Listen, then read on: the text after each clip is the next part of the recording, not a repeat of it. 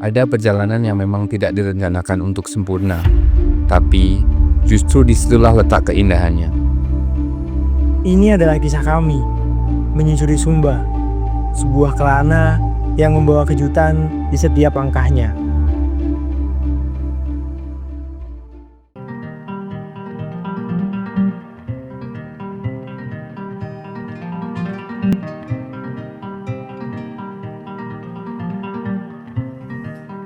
Breathing in, breathing out. How you been? Langkah pertama kami berhenti di Bukit Walinding. Hamparan luas dan tidak pernah meminta apapun, tapi selalu memberi rasa tenang pada siapa saja yang datang.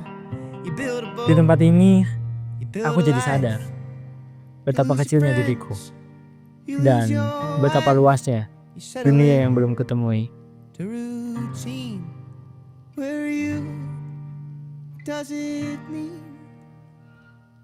Sumba itu berbeda sih kalau kita bicara Indonesia. Indonesia sangat multi diversity.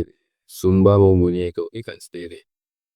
Bahkan dibanding pulau tetangga yang satu rumpun di Pulau Flores, Sumba juga memiliki keunikan sendiri. Hampir mirip-mirip, cuma secara culture, secara nature, setiap tempat mempunyai keindahan di sini. Jam 5 pagi dari Lagabuba sampai di mana dari tempat checkpoint 1 hampir 2 jam kalau salah.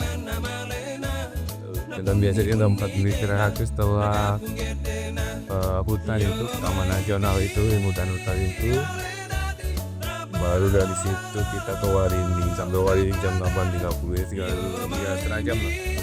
Jam 9 kita mau ke Tangyedu. Semoga cuacanya cerah, jalannya aman ya. Sekitar 1 jam 40 menit sampai sana.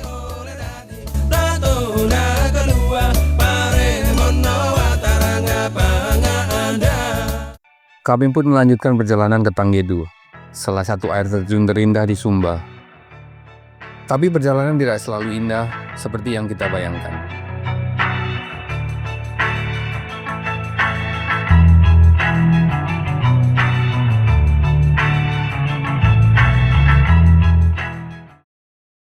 Keruh lagi ya. Kemarin di Waikacura keruh. Di sini ke Tanggedu keruh juga. Ya, tapi ada plus minus sama kayak tadi, kayak kita dapet bukit yang hijau karena musim hujan. Tapi ya kayak gini keruh. Tapi tetap indah, tetap indah. Tangyedu tetap cantik walaupun airnya lagi keruh. Alam kan udah memberikan semuanya, tinggal sebenarnya kan ekspektasi kita aja.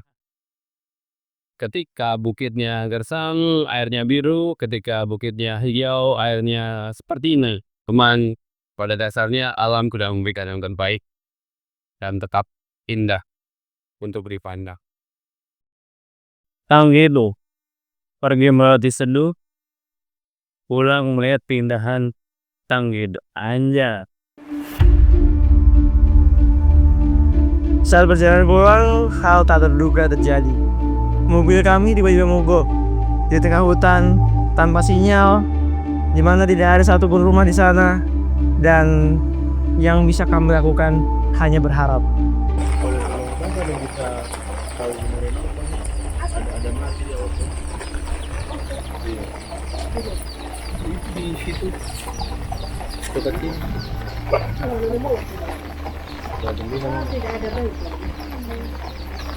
Sampai di mana baru ada bengkel?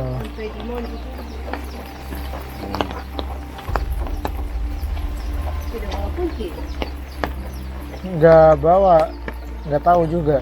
Mobil Oto ini.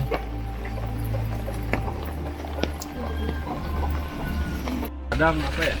Kehidupan. Usaha itu perlu. Harap lebih Meskipun kita tahu sebenarnya hasilnya nihil. 0,001%. Namanya udah usaha, itu artinya apa? Kita udah membangun mentalitas untuk terus berjuang mencoba. Ya, mau sampai kapan coba lagi terus. Dari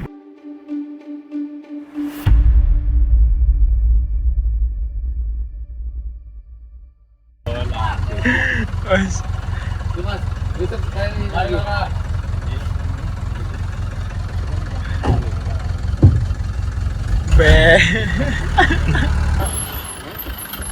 Tunggu aja. Kita pergi kan.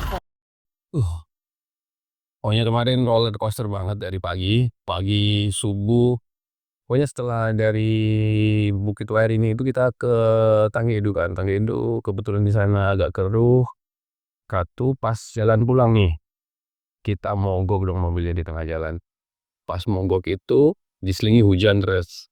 Jadi kita terjebak di mobil itu sekitar 2 atau 3 jam kemarin sambil nunggu peturunan. Bener-bener nggak ada orang lewat, bener nggak ada motor lewat karena dia emang jalan untuk ke Tanggedu kan ya. Setelah 2-3 jam hujan mulai reda, kita mulai cari warga sekitar. Itu pun susah banget karena emang itu di pelosok banget, tepatnya di lembah lah itu tepatnya. Sampai kita nemu satu warga yang kita mintain tolong untuk bawa warga yang lainnya. Nah kebetulan ketika warga datang semua itu berbarengan, banyak sekali orang datang. Tapi masalahnya nggak ada yang bisa mau misalkan mobil itu. Dan nih punya usul diberi solusi, kita harus jumper aki. Cuman jumper aki juga tidak berfungsi. Akhirnya kita memutuskan untuk mobilnya ditinggal. Perjalanannya setelah 5 jam itu kita tinggal mobil tetap di situ. Kita jalan ke istilahnya kota terdekat, bukan kota terdekat, cuman pemukiman yang ada bengkelnya lah. Di situ kita minta tolong, ada salah satu mekanik, kita tolong, kita balik lagi ganti aki. Ternyata akinya berfungsi dengan baik, cuman masalahnya mobilnya juga belum bisa. Nah itu yang jadi permasalahan mobil. Akhirnya kita putuskan mobil tinggal, kita jalan ke Waingapu. Dan untuk saat ini mobil masih di Waingapu. Kita belum tahu apakah bisa pulang ke Waingapu hari ini dengan mobil. Tapi yang pasti kita akan lanjut perjalanan hari ini ke Tanah Rara. Jadi ya yang kemarin biarlah terjadi, yang berharap yang terbaik aja. Selamat datang di jalanan terindah di dunia. Kasih mundur, kasih mundur.